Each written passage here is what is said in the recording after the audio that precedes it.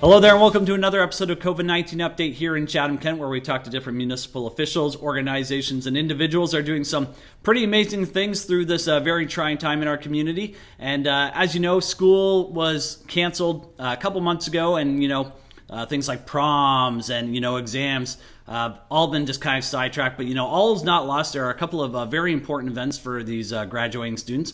One being the Jack Parry Awards, and we just spoke with Dr. Jack Parry Wickett, who is the daughter of Jack Parry. And I'm happy to have the coordinator here, Jeff Denomy, for the Jack Parry Awards. Jeff, thanks for joining me today. Thanks for having me.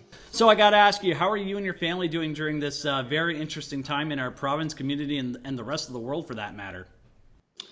Well, obviously things are different, but I can't complain. I'm very happy.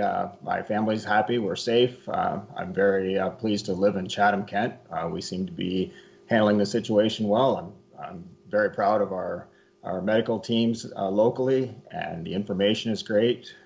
The community is great. You see events like the canned good collection on Saturday. We're very blessed to live in this community. That's right.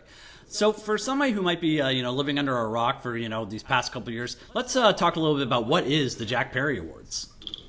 Well, I believe this is the 27th year of the Dr. Parry Awards, and the awards are instituted to acknowledge our top student athletes in each of the high schools in Chatham-Kent.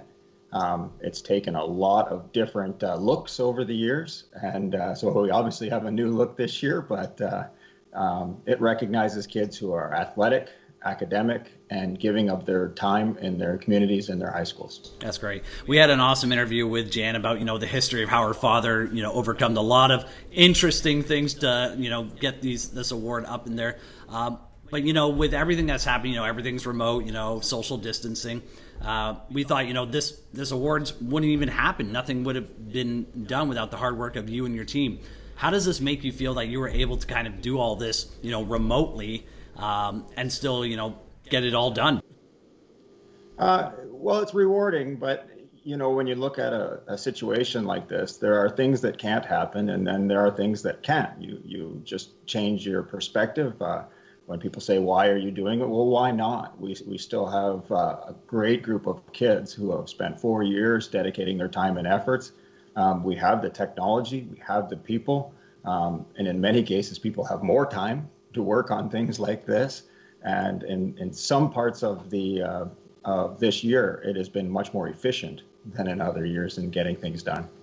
How is it important from a teacher's point of view to still see this event come together? Well, it's great for the kids. It's also good for us because there's some normalcy. This is something we always do this time of year. It's a very exciting time of year in the spring because usually lots of kids are playing sports. You have athletic banquets, and you have Dr. Parry events, and we have recognition ceremonies.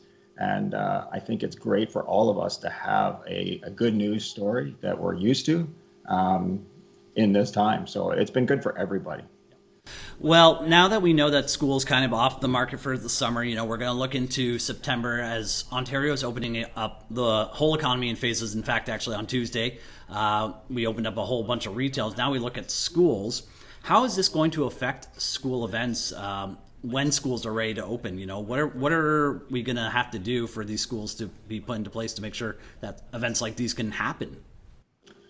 Well, I don't have a crystal ball, but I certainly am interested. I'm watching around the world in places like New Zealand that are ahead of us and see as they open schools and how they're doing it. I think the best thing we have on our side right now is time. We have months where we can watch what happens around the world and we can do things safely. And I certainly hope in time that things return to somewhat normal. Obviously, there'll be some differences.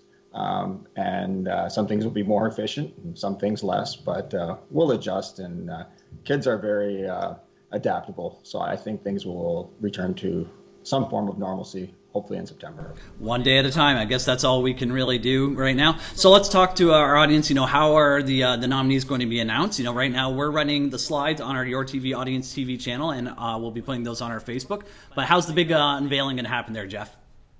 Well, like we said, we did have to make some changes, but one thing that we have always had is a great group of community partners. So when the idea of running this started, we reached out to our media, such as yourself and Your TV, and obviously you jumped on board right away. Greg Hetherington at CKSX has been awesome. He is once again going to interview all of the kids starting Wednesday, May 27th in the morning. So he'll do 3 a morning for a week all the way to June 3rd. They'll do the schools in alphabetical order. And then on June 4th, he's going to invite Jan Perry Wickett on with him at 9:30 in the morning, and they're going to announce the winners and interview them live on the radio. So a little bit different, but at the same time, it's been great. And in other media, even Post Media with Mark Malone, everybody has been on board, and I think that the kids are getting recognition is great. Yep, it's all about partnerships and getting these events together, which is going to be great. So on June 4th at 9:30, you'll get to see who the big winners are, and without the work of Jeff and his team, this couldn't have happened. So Jeff, thanks for all that you guys are doing. Is there anything else that you would like to add as we close up? Well, I'd also like to thank the committee. John Esplin and his committee were great, and they're going through the packages as we speak. The athletic heads in each school were fantastic to get information, because you distally had to get to the pictures and the information, and all of phys ed heads in all of the schools were on board right away. So I'd like to thank them as well, and because I'm a small part of the organization. And again, it's partnerships, and this is what we have to do to get these done. So I have to say, once this is all said and done, maybe next year we'll actually be able to all sit in a theater for the Jack Parry Awards and have one big party to celebrate for all the work we've had to endure during the COVID pandemic. So thanks again, Jeff. Thank you. I look forward to that.